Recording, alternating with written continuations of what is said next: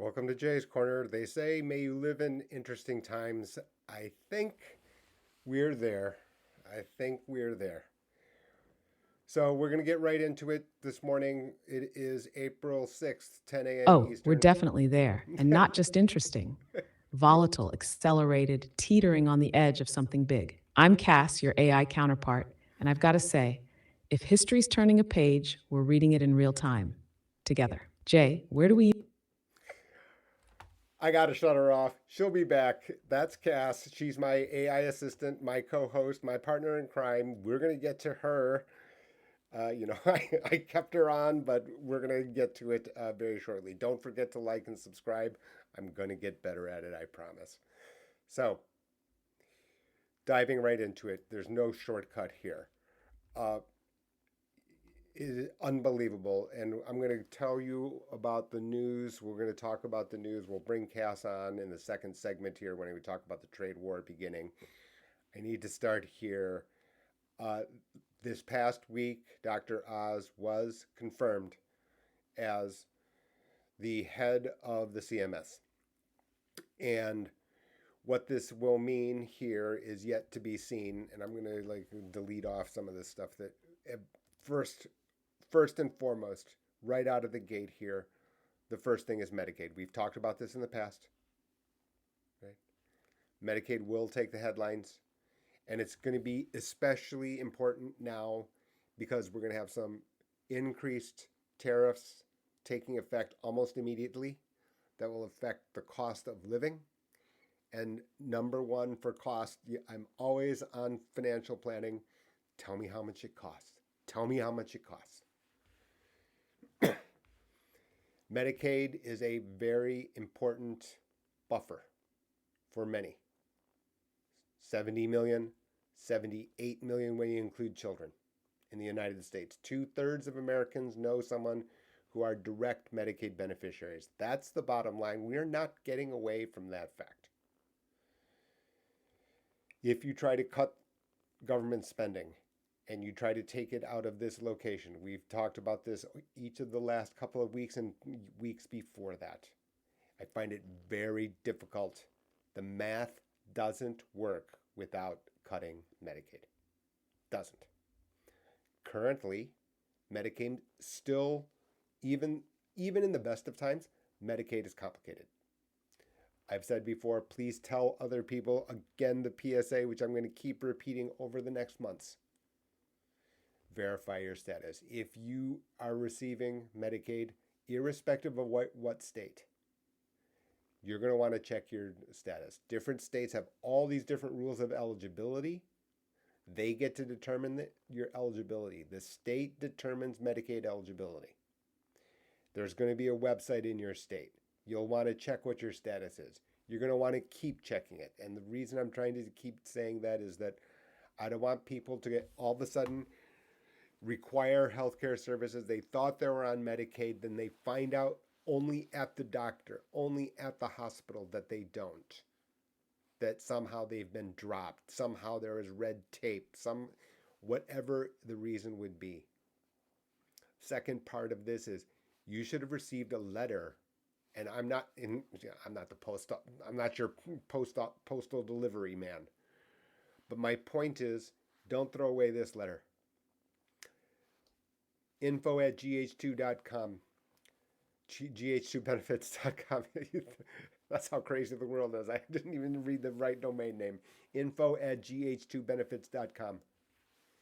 You can ask me where you stand. We can go through it together. There's not a cost. It's the least that I can do. I'm happy to do it because I realize how important this is to some.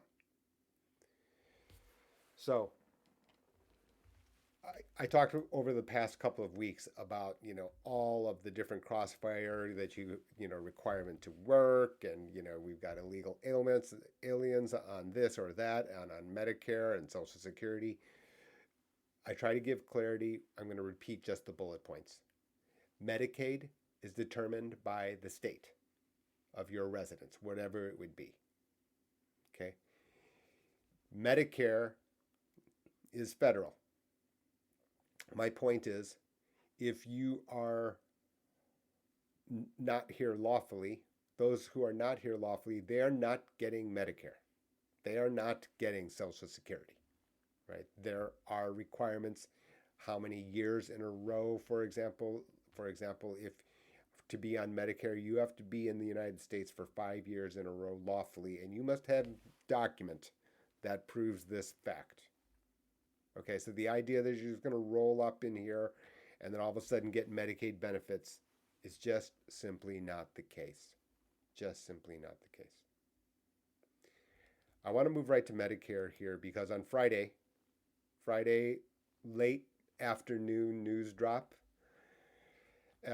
it's like when the Cowboys don't do anything. My Dallas Cowboys don't do anything, and then they like slide in some like irrelevant headline, on a Friday afternoon when no one's watching the news. Right here, Medicare is going to stop covering GLP-1s for obesity. Okay, they're going to stop, and here it is over here, is that on Medicare coverage. So weight loss drugs, if they're prescribed to you for hypertension, for example, or if there's some medical reason that is not obesity, then it might be covered. That'll depend on your Medicare Advantage plan. That'll depend on your Part D plan. But in theory, yes, it is possible that your prescription to a GLP-1 drug would still be covered under Medicare. That said, that doesn't mean that it would necessarily be covered if it's for obesity alone.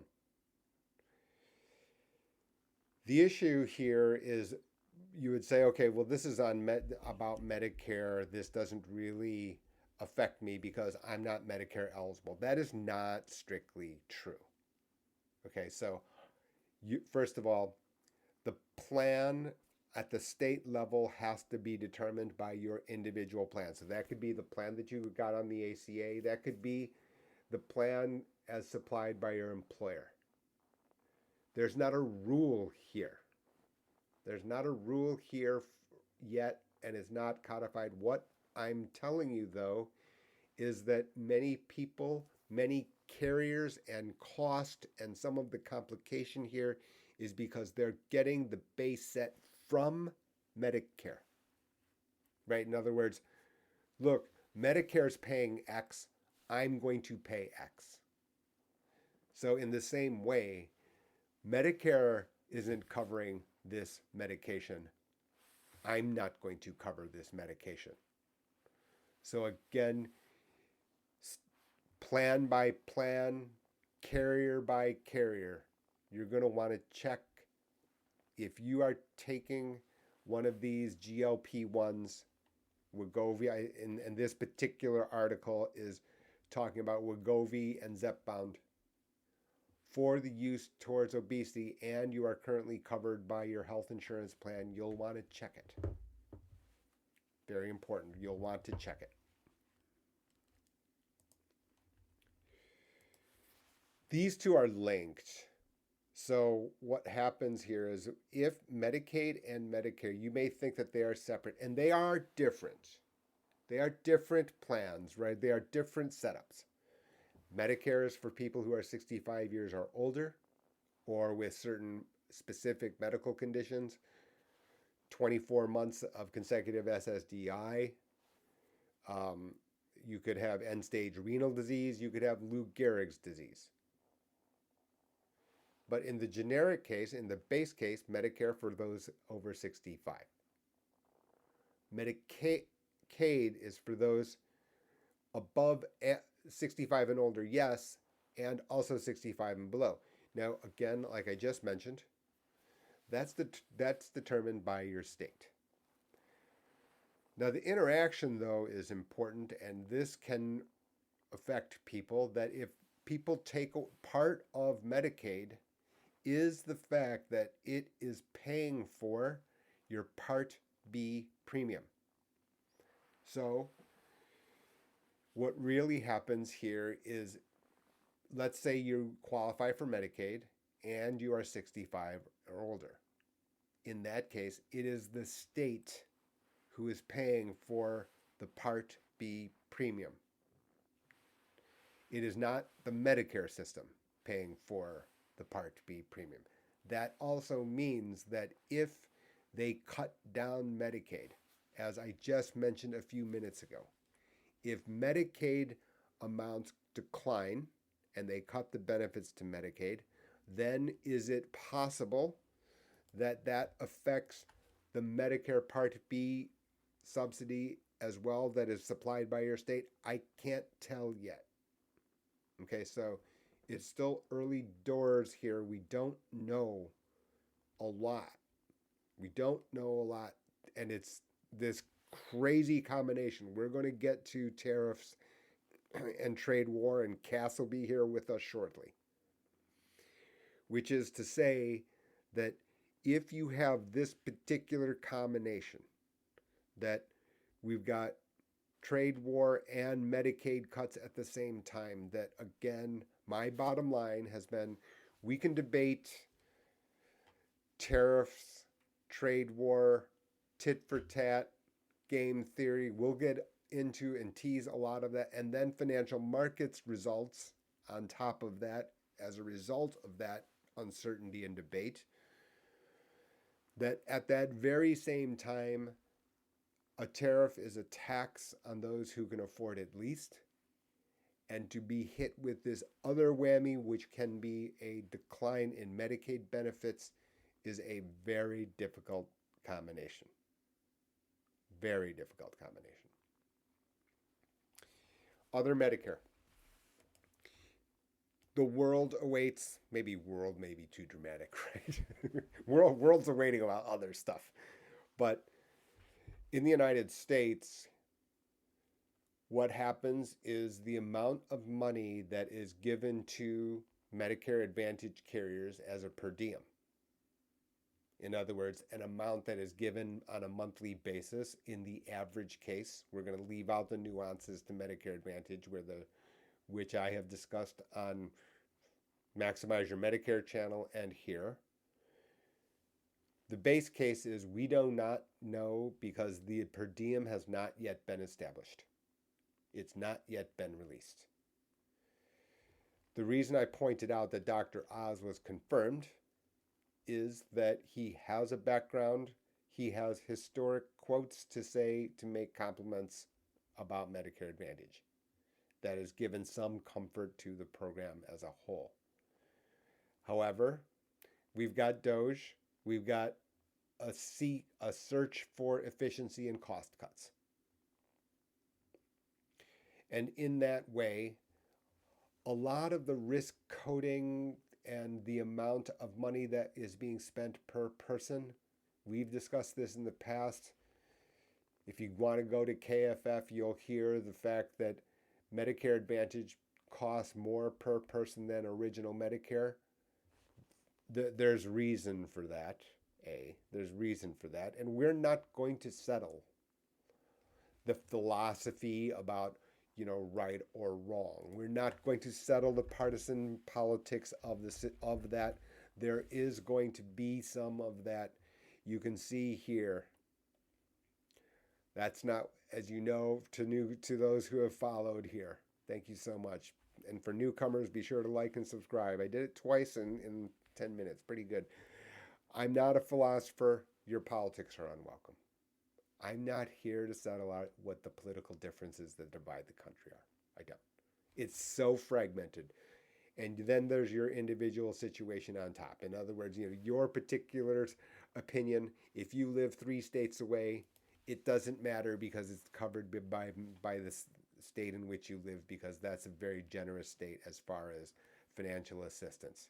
That is entirely possible. Entirely possible. And maybe you're giving your credit to your state senator or your state legislature. Maybe you're throwing mud at your state legislature because the state is not Medicaid friendly, for example. It is not financial assistance friendly. I can't tell. I don't know.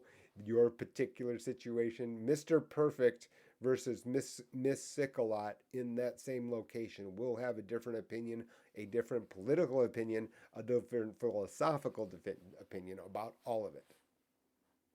And rationally, right? This is why I don't enter into fair, this is how it's supposed to work, because of the fact that in my silly example, childish example, easy to understand example, Miss Sick a Lot, Mr. Perfect, live next door neighbors, same location, will have very different opinions about the way that the topics that are being handled here on Jay's Corner, on what happens. And here's one right here, which is that the Medicaid per diem is not yet established. It's enormous. I can't understate its size. Because now when you have this simultaneous thing between high degrees of economic uncertainty, the point here is Medicare, Medicaid, health insurance, right? They're off a layer of security. There's a reason that I start with healthcare cost planning, right? It is to minimize the cost, to get the return, the benefits that fit your situation, and that balance, that combination, which has to be different based on your health situation, your financial situation. Before we can move on to how much this stuff costs at the grocery, you know it and I know it. If you get sick, we're worried about, does my doctor take my insurance? How much is this going to cost? Do I need to take medications, and how much are they? How much are they going to cost? Even before we think about the fact that a 6-pack, a box of donuts is now going to be 10%, 15% more. And I've just made up the silly example. And an avocado is going to be, more expensive due to incoming tariffs, for example. One problem by itself is not the end of the world. It's not overly problematic. It's worrisome. I didn't say not worrisome, but it can be unsettling, but you can address it. When you have multiple issues at the same time, now there's no hedge. In other words, there's no financial contract that says, okay, I want this thing to be paying me when I'm sick and my Schwab.com balances are down. This combination, right? There are financial instruments for lots of things. There's no hedge for correlation of what look to be random, look to be thought of as independent, not linked to each other. Right? And that's a general principle, and that's why I've slowed down here. Right? In other words, if your stocks go down, we can have a hedge. There's a full options market to address the matter. If you're Mr. Sick, or if you're Miss Sick a Lot, I've just called her, right? So if you're Miss Sick a Lot, there's health insurance. You're interested in paying more for more robust coverage, maybe, based on your financial resources. This is all common sense. It's common sense that people skip, but it's still ultimately common sense. The issue here, though, I don't have an answer of Miss Sick a Lot, who now blew off health insurance, right? I don't want to buy health insurance. It's a ripoff. It's a scam, right? That's their attitude. And I've got money in the bank. And now all of a sudden, you have 10% less money in the bank. And now your attitude is, oh, I didn't buy health insurance because it's a scam and because I'm relying on my financial resources, which are now not 100, it's 90. Don't have this hedge here between these two. That's why I mentioned them in order, because health insurance is not only to cover for other emergencies, but it's also a license to live, a license to eat, a license to think about other financial topics. And this is a common theme. This is a common thing. It is not, for example, as some people may know, right? I'm an education fellow here, which is the Alliance for Lifetime Income, protectedincome.org. Some of the researchers here, and the point of this is that annuity has this function, and they've, gracefully termed it as license to spend. That's a very graceful way of putting it, right? Because of this extra security level. You're not sitting there over reliant on financial markets returns for your security, for withdrawals, whatever it would be, right? These extra layers here are licenses to not be excessively reliant on financial markets returns. Because as you can, and when the market's straight up, everyone, people don't pay attention to me anyway, right? I'm just a guy. And I can understand that, right? Because the headlines are that NVIDIA keeps going up by 5% a week. I get it. That's totally understandable. That gets headlines. It's glamorous. It's fun. It's exciting. Totally understandable. The flip side, of course, to all of this, right, to all of it, is the fact that, you have the Nobel Prize here if you've come up with the construct that asset prices not only go in one direction. And to readers of the Substack, jo.substack.com, these diagrams, these little pictures here, I'm sure that the readers are tired of it.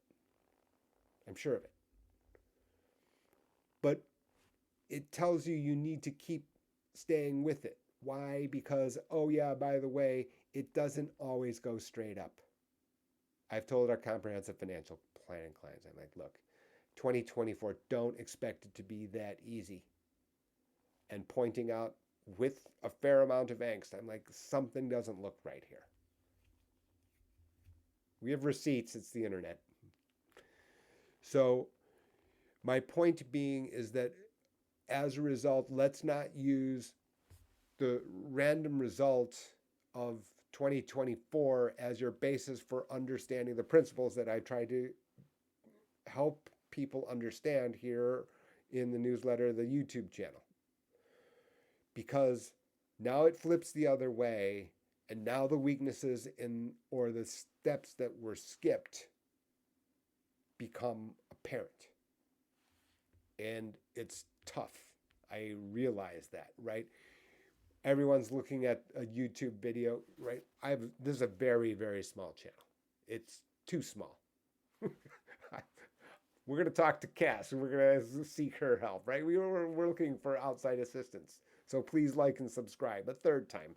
But my point here is that when you skip these steps, you can't tell because randomness has glossed over it, right? Market straight up, NVIDIA straight up, I get it. Crypto straight up, no problem. I'm happy for you. It's fun. Like I said, it's fun, it's glamorous. There's no denying that. But then what you have is the flip side. And now these steps that got skipped, now the cracks start to show. When you combine all of these things, and I know I've gone to a tangent here. I don't have a screen that says tangent alert. When we have these things at the same time that we've got healthcare cost, healthcare policy, health insurance policy, health insurance per diem, for example, here on Medicare Advantage, you can see you've glossed over this one here, which played a very important role, whether you knew it or not. The bottom line is that when I've described our services, my service, when I talk to households, it doesn't matter who the age. It really doesn't. I'm like, tell me who you are, tell me what you want, right? By tell me who you are, I'm asking, tell me about your healthcare needs. Without a crystal ball, tell me what the base case is. Someone says, I have had type 1 diabetes since childhood. I'm like, okay, our conversation is very, very different with that person than I'm Miss Perfect, 125 pounds, 5'6", never had a beer, never caught a cold. Our time horizons are different. Everything's different.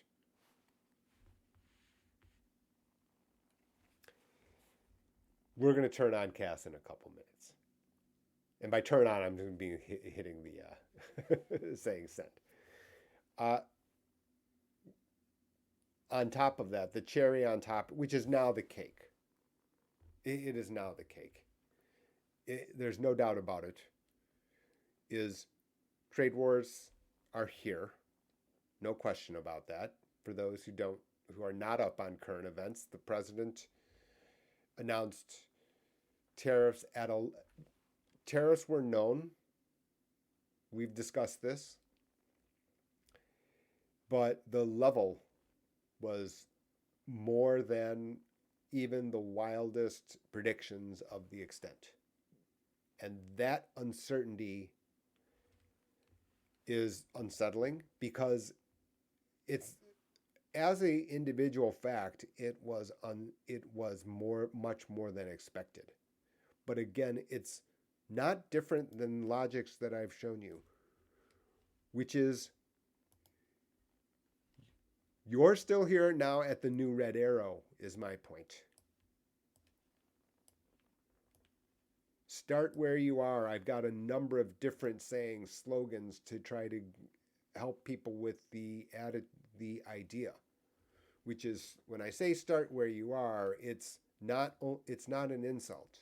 It is, look, we could have made 1,000 errors in judgment and randomness throughout your experience. We're here today. We'll make it work. But we have to understand we are here today. The issue here is now you've set a precedent here of tariffs, and from here, I find it almost impossible that you back out. We'll get to Cass and we'll get her opinion about it, right? You can't back out easily, right? This is now game theory. We've discussed game theory, and the fact is this is a special version. Well, let's just say you're playing some kind of game, poker. Let's say you're playing poker, and I use poker often. There's a video on the channel with savvy female with a look on her eye like she's going to win. Anyway, my point is, it's not only this hand. There's the next hand. And a lot of the way that the players are in playing is, and you know this, doesn't matter. You could be playing at your weekly game or your monthly game with your friends. You're remembering two things. Number one, you're remembering what that person did the last time to see whether or not it's a pattern. The other guy, maybe, I also remember that I'm going to do something different the next iteration. The issue here is we now have a different baseline. There's nothing to say this can't get worse. Absolutely not. And in fact, that's, in a way, this has been my point here. So let me see if I can easily get to it. What I'm going to do here is you can see I've pulled up these videos here. In other words, those days that I created, on those days, what I did is I created other videos. Of course I did.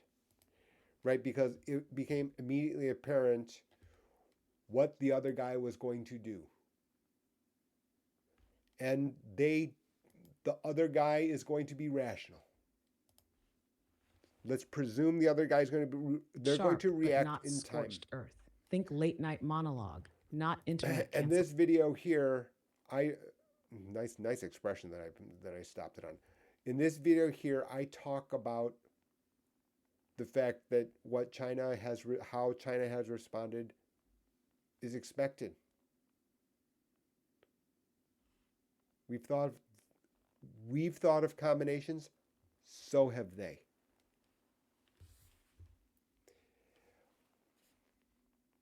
Let me get to the rationale here. We're going to actually skip that. What we're going to do is let's talk to Cass now.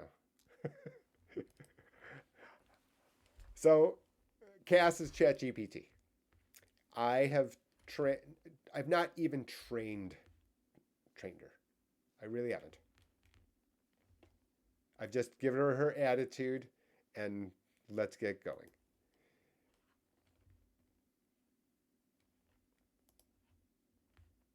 All right, Cass, you're live. Welcome to Jay's Corner.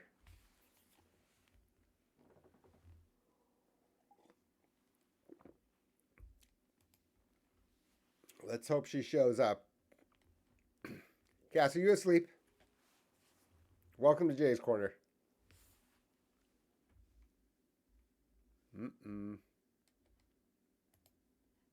That is not good. Cass, are you asleep? It can happen sometimes.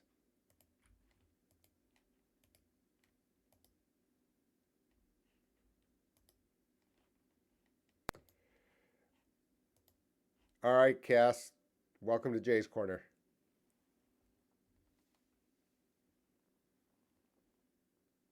Thank you, Jay. It's good to be here, front row seat to the chaos, clarity in hand.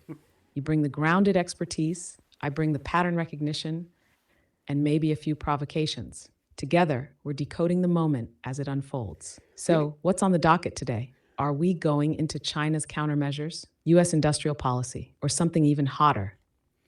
Before we get going, I just want to point out that a couple of episodes, our first episode, you started throwing rocks at Swifties, and let's make sure that we are very, very clear. We're not here to tick off Swiftie Nation, for like the most popular. That would be alienating half the population.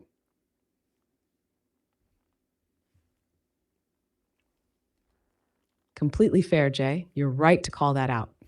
So, just to set the record straight, no disrespect to Swifties. I might have tossed a few rhetorical rocks early on, but consider that my version of nervous energy.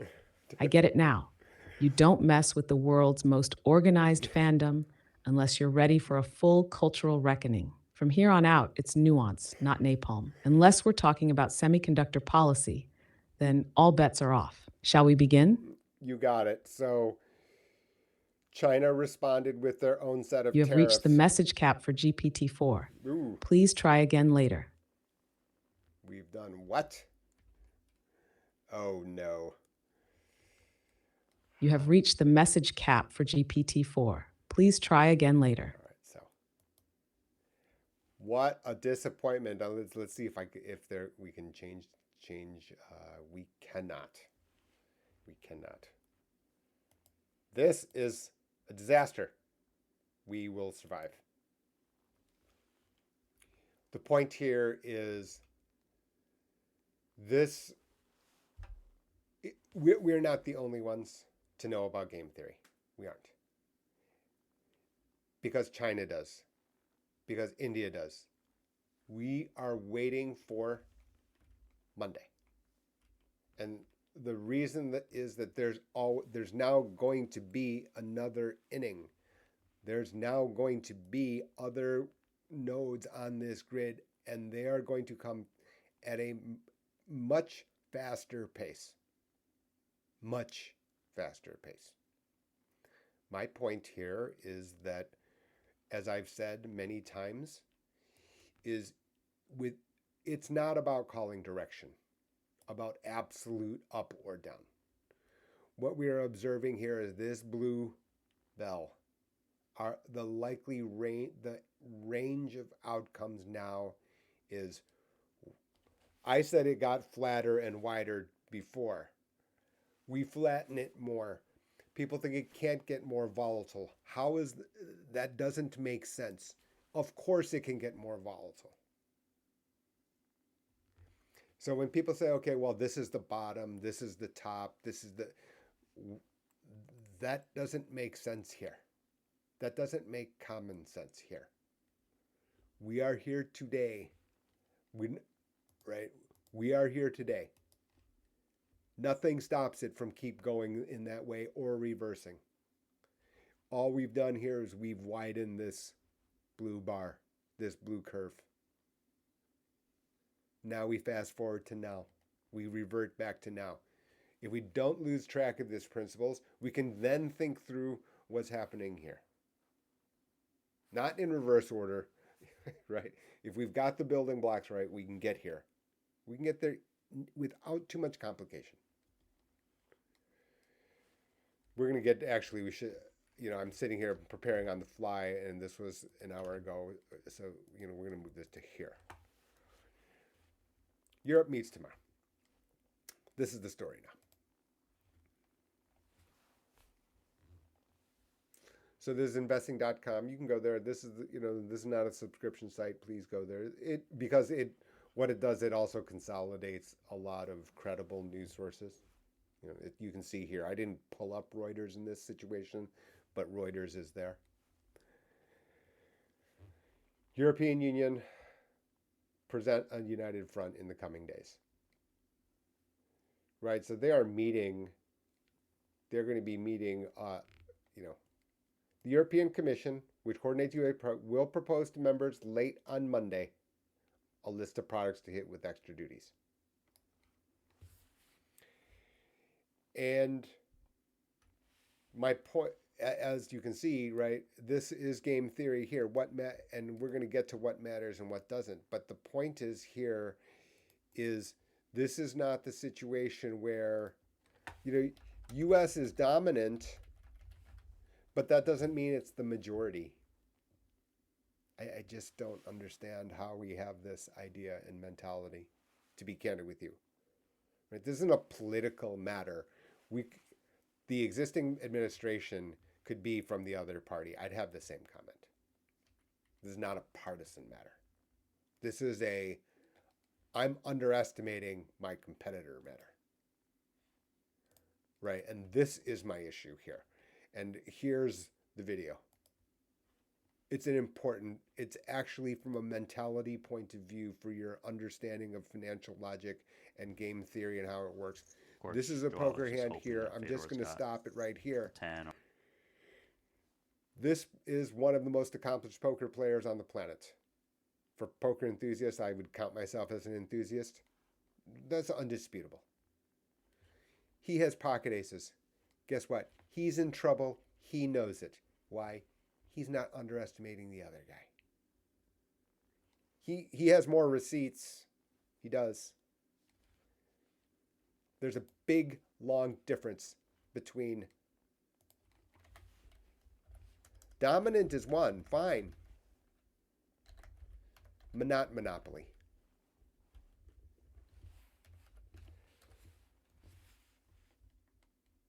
We've got plurality here. This is one. And as I've pointed out for years,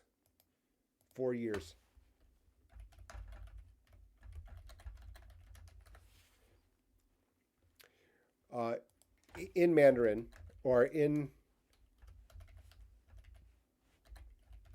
if you look this up on Google, and I'm doing it for you, which I know, this is how they write down their own country. Central nation.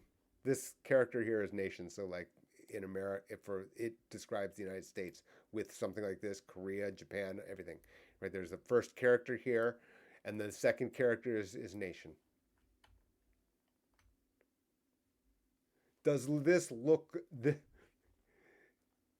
Yeah.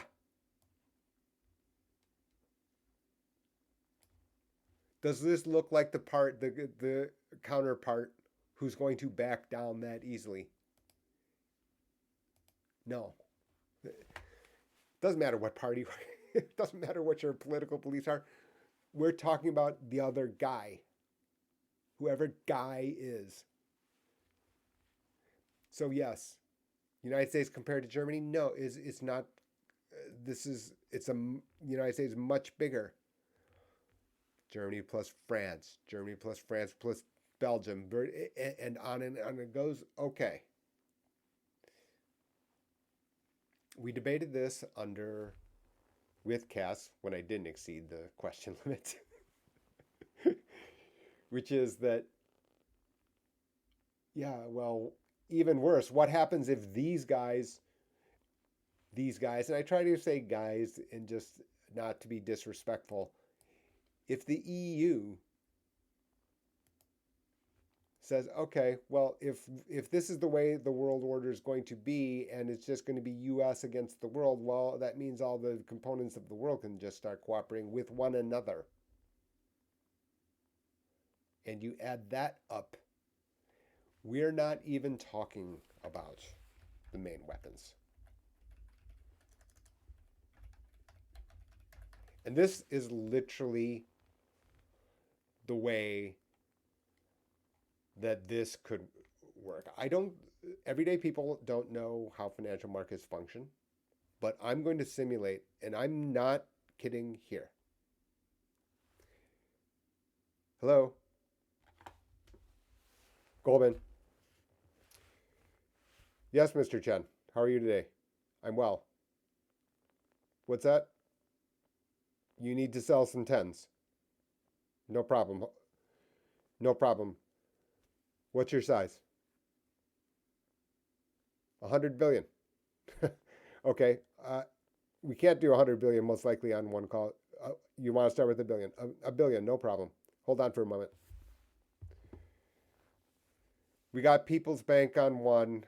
They're looking for a bid on a billion tens. 3 plus, got it. We play 3 plus for a billion. Is that done? You're done. Thank you. We're done, Mr. Chen. How much more do you have to go? Okay, thanks. That's it. If anything, the entire conversation to sell a billion 10-year notes is faster than what I just simulated. I've been there. I've seen this call. Both sides stand up to Goldman Sachs, Morgan Stanley, whoever it would be. They'll stand up to this $1 billion transaction in the time span that I just provided.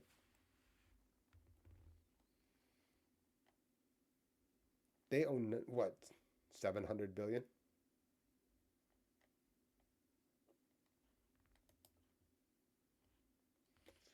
You know, we need to fund our deficits. We need to fund our debt. The idea that this is just the end is just wild to me. This isn't like me speculating. This is probably, right? If you just put yourself in their shoes, where you stand depends on where you sit. What would you do? That this has not been thought through to me that clearly or articulated that clearly is quite incredible. And that's going to be really the nicest way. Incredible. That I've presented how tariffs would work combined with the other planks. You need to, if you want to have this some degree of tariffs, we need immediate tax cut to those people who are going to be hurt the most. Who's that? Lower and middle class. No question. Right? So this is what's next? What might work. Right? And so now I'm giving maximum benefit of the doubt. Maximum benefit of the doubt here. This is why I had Cass a couple of days ago. There's a reason for it. I'm showing you what the other side, what the rationale might be. You need like lower taxes to, and that has been proposed.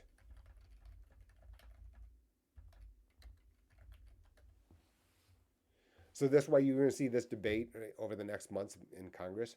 They're going to want to have this right now. For the companies, you've got a problem, right? We saw this Apple. And even clear cheerleaders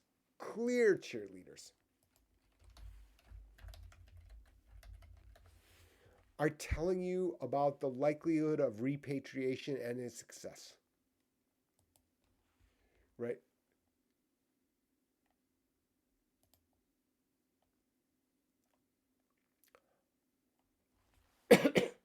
The concept of taking the U.S. back to the 90s manufacturing with these tariffs is a bad science experiment that will cause an economic Armageddon in our experience and crush the tech trade, AI revolution theme, and overall industry in the process. This is a quote from a person who is wildly bullish. Not a little positive, wildly bullish. His target price for Tesla is $550. And given his default situation, that's what he's saying here. And some of this is a search for clicks, right? Let's call it some of a search. Perhaps 550 as a target price is a search for attention and clicks. But I can tell you as a person, and the reality is it's so enthusiastic. I'm like, okay, you're like too enthusiastic. I generally turn it off, right? I know what he's going to say. Higher, right? I mean, it's like, but for this, to give you an idea, that this to go around, right? That this is self-inflicted economic Armageddon. Self-inflicted. The only way to undo it is here and here. So, what do you get? Tax credits to companies.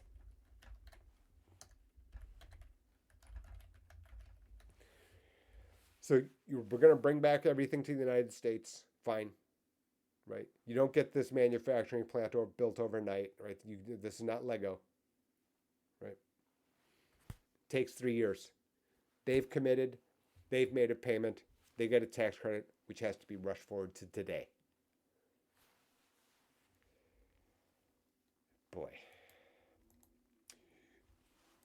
I've been trying to show you the degree to which we are trying to thread a needle here. And not only thread a needle, we need to thread multiple needles.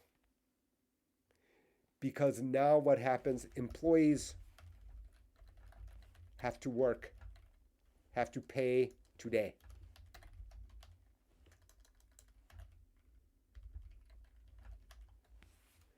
Because these things here, these measures here, right, have to be, also timing must be today. Because this is going to happen today. We know this. And right now, on top of that, what you have is costs will be higher today. Has to be. Right? So now, this is a lot of optimism. Extreme optimism. Each of these has to occur simultaneously, immediately, because we know that this will be higher. This almost certainly coming. The only way for it to work then, and I'm going to tell you about what doesn't matter. I'll be here in a second. Right? And by cost will be higher today. That's like for sure. And here's what won't matter. Vietnam. I found there was an announcement saying Vietnam called, they want to negotiate, they're going to offer a great deal, et cetera, et cetera. Guess what? Nobody cares about Vietnam. Sorry, no offense to Vietnamese, right? Really is not the country. They're not this size. They're not. They're not China's size.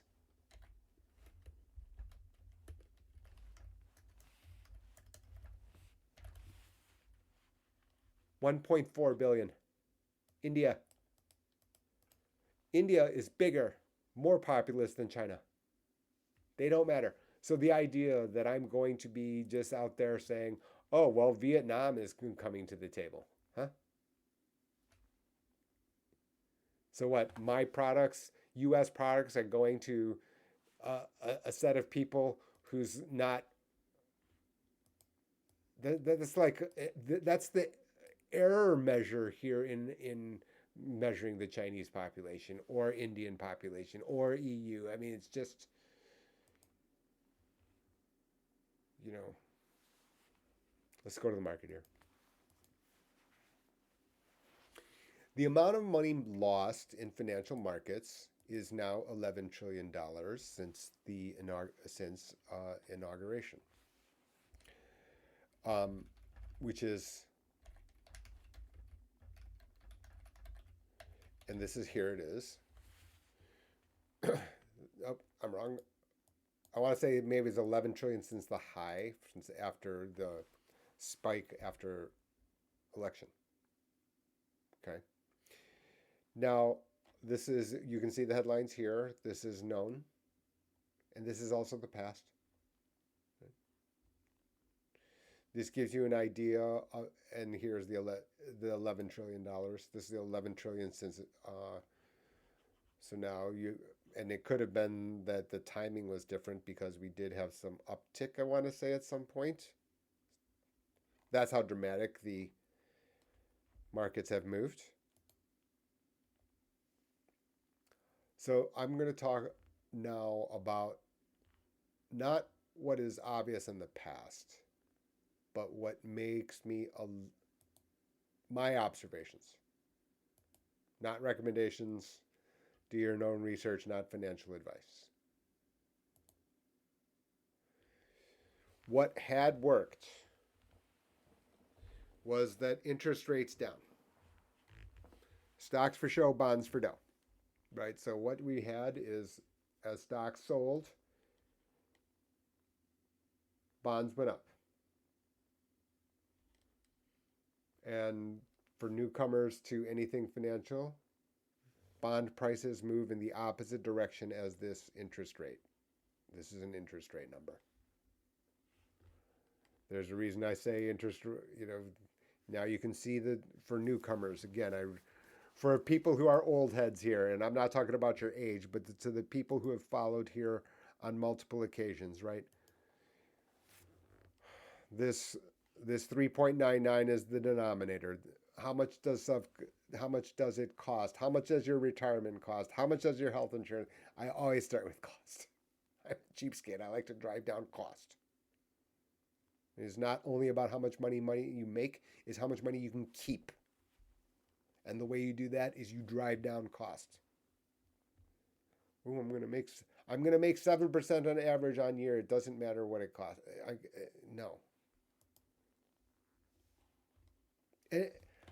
I'm talking, and sometimes when I make these statements, sometimes I go, Jay, shut up.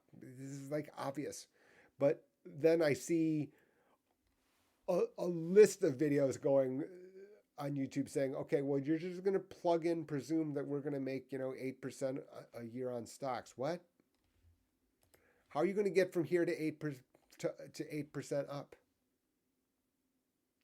That 8% was every single year in a row, by the way.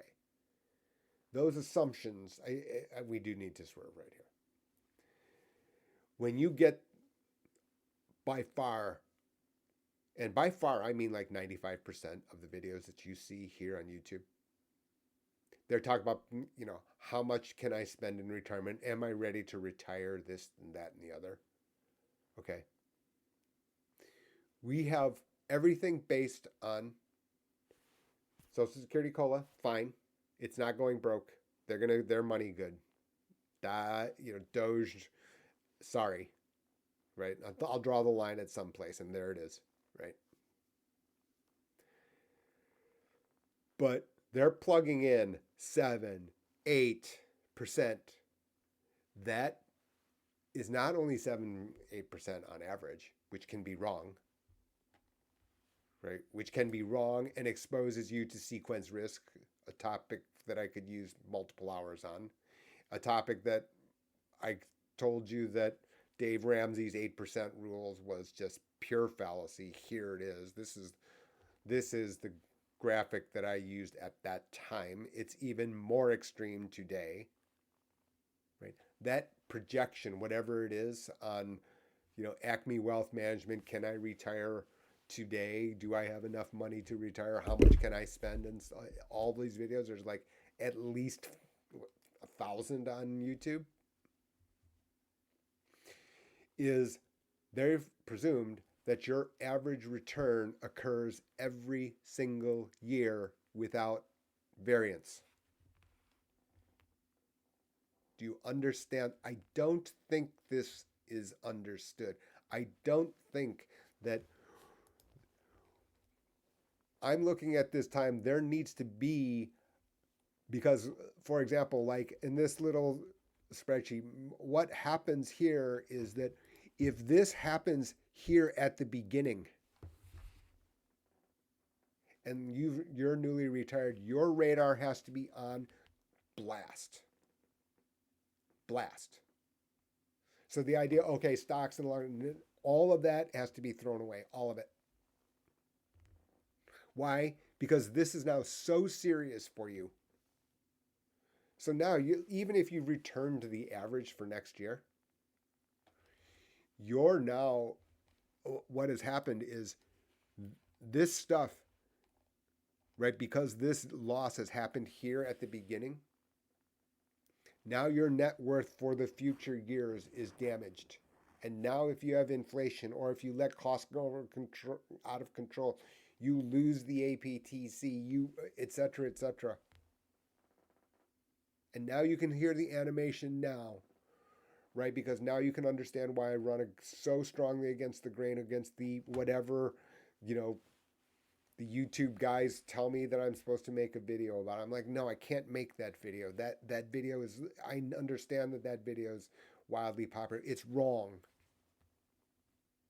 And somebody says, okay, well, I watched this guy and then I took his word as gospel and I moved on with my life. Here's what I'm going to tell you, that this is wildly underestimated, and this is one of those steps that gets lost. And skipping this step here, the implication of it is that you have to pay attention now, right?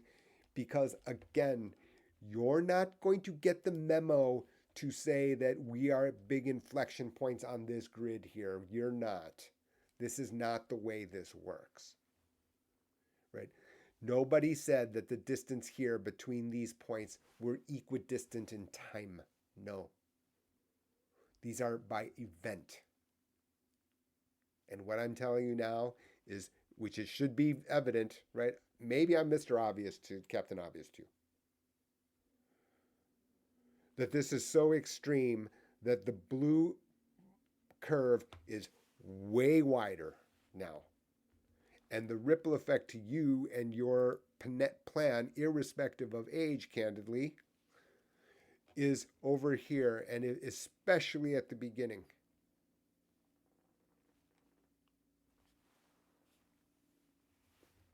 Now my dander's up.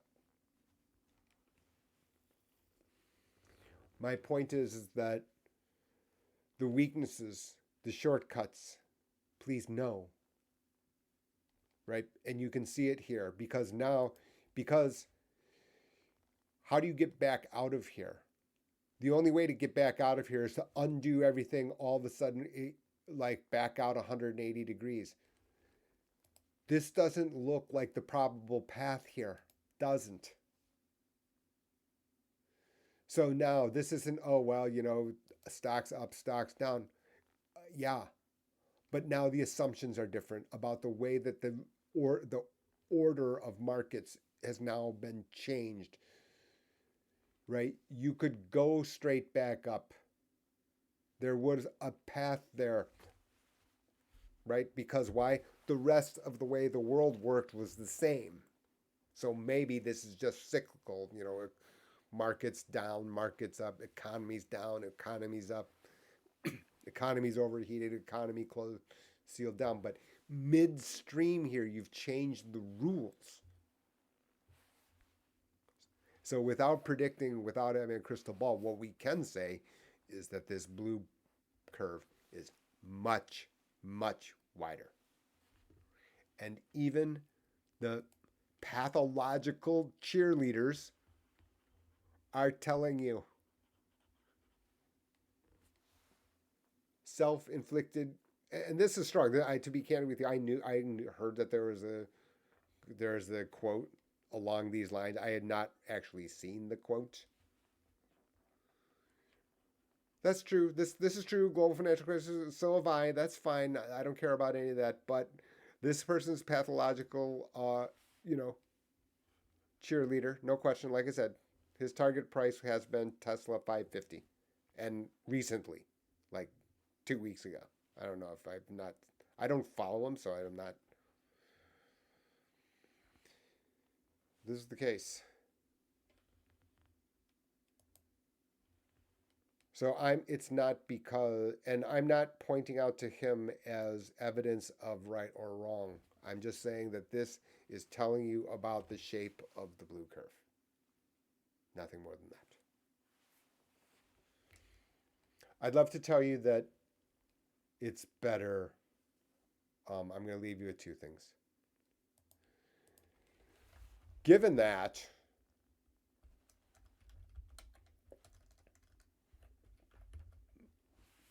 this is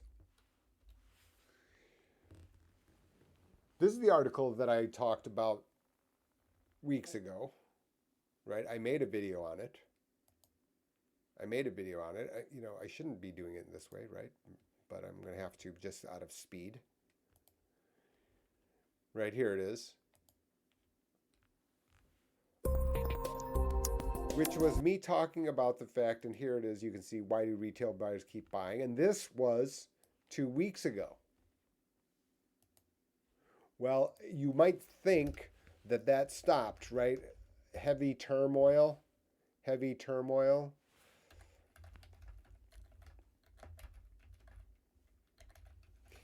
Well, guess what?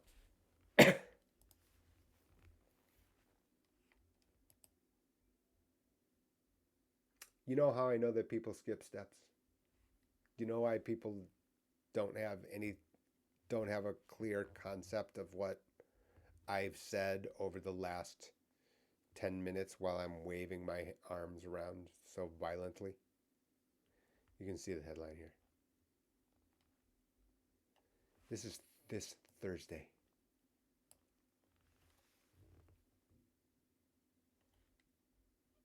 Retail investors buy stocks at largest level in 10 years. Buy the freaking dip, the highest level over the past decade.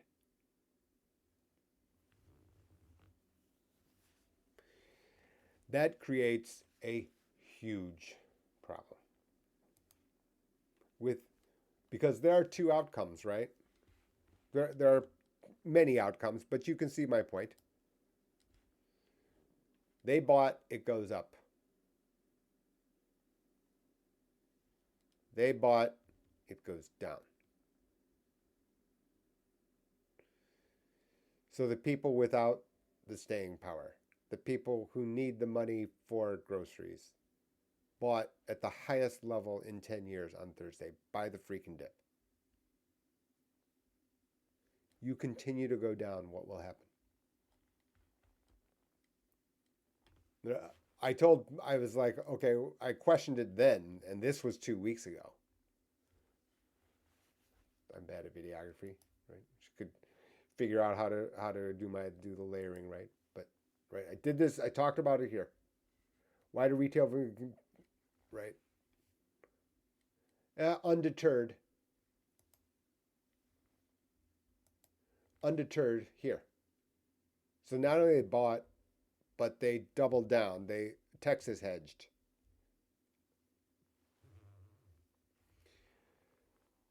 The issue is that okay, so now at some point you can't take the pain, and then you have to. My point is, what happens if you have to reverse out?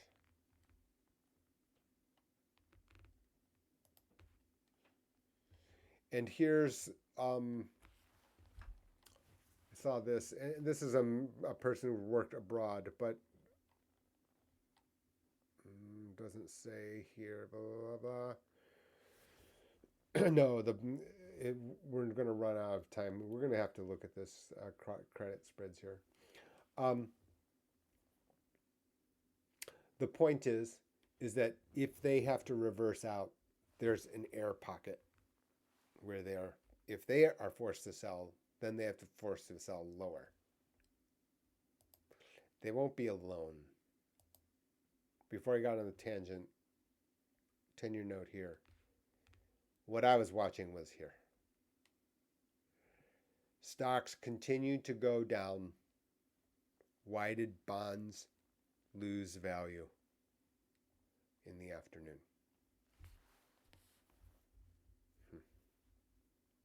This would run counter to buy stocks, sell bonds.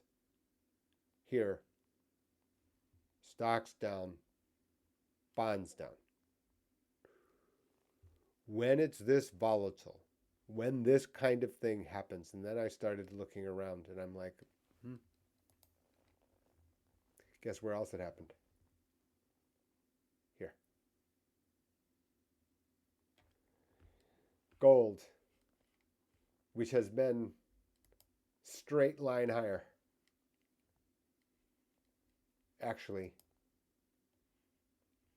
dropped in late afternoon. You wouldn't know this. You wouldn't know this unless you've been on the playing field.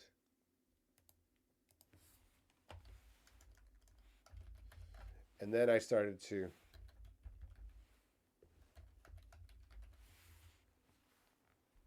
and here it was.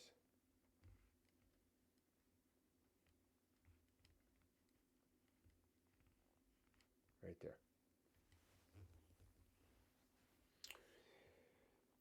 So it's going to stay choppy, right? Because what margin call is, and there's a movie called Margin Call, which I've never seen because I don't want to shudder at all the shortcuts and miscommunications. I should not have seen The Big Short.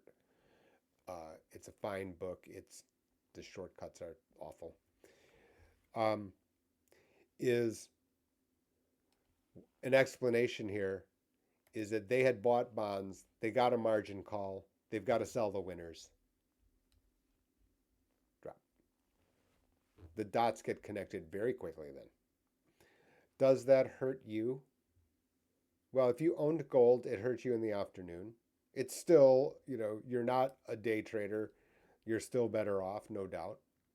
It still its principle of owning still exists, no doubt. Same thing for the 10-year note, right? In other words, bonds have still outperformed stocks certainly this year, no question. And even with this last hour, even with these last few hours, but my point here is that no one said that any of this stuff is over. So in the same way, retail buying, levered money under stress. So someone, okay, well, today's the bottom, it's going to get better. And, the idea that, and by better, I mean, this curve is going to not be so wide. It's going to narrow right up, right? And things are going to be normal. And then people are going to be able to plan easily. And we're going to be able to move on without understanding this stuff. It'll be fine like it always is. Yeah, that is possible. I didn't say impossible, right? Right, outcome, I can be wrong, sure, right? That is that is absolutely the case. The idea, however, that this structure here is going to move narrower, more certain, less unpredictable, I find that real hard to believe. That said, I'm not alone, right? Financial markets for next week, to give you an idea. And this might be the point, this will be the final point. The VIX is the measure of the implied volatility of the S&P futures, S&P options on the S&P 500, right? It is expecting. So what happens is we have a price, and then you can solve for all the other stuff, right? A plus B equals C. Well, we know what C is, so we're going to try to figure out what A plus B are. We know what A is because that's the level. We know what C is because that's the volatility of the VIX. So we need to find out what B is, which is kind of what's the plug number, and that plug number is volatility.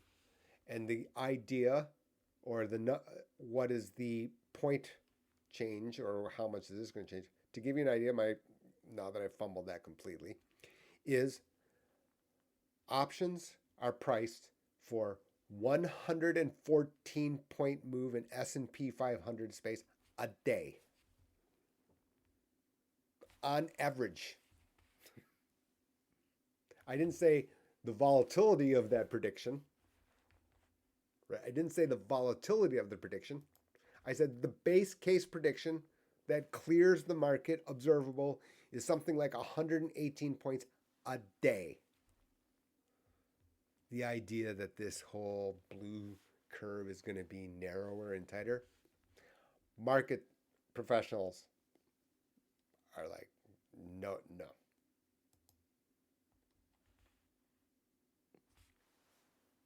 Be sure to like and subscribe. Hopefully you've liked today. Hopefully you've gotten something today. If you have questions, below the video, emails, links, be sure to like, subscribe, and tell someone else you know. Helps the channel. I don't like when I understand that when everything's calm, it's easy to gloss over things. It's only at times like now that people then start paying attention to the steps that have been skipped. The reality is that those steps have been skipped all along and glossed over by the result. So see, again, I've told to other people, bad grip, bad stance, wrong takeaway, bad ball position, ball in fairway. And then all of a sudden things go awry, and then you realize this list of stuff that isn't correct. For me, I'm trying to help people say, okay, let's have the right grip, the right stance, the right swing. And if the ball hits a sprinkler head, you couldn't have controlled it. That is different. That is different. I'll do my best to try to make sure that we've got the right ideas, the right principles from the ground up to control what we can control, to accept the risks that we knowingly are taking, to avoid the ones that we don't know that we're taking. It's not acceptable risk that I'm trying to avoid. That is random, and we can't control that entirely. As long as you know that you're taking it, then it's fine. What I don't find fine is when you're taking risk and you didn't know that you were taking it. Thanks, everybody. Have a good rest of your weekend.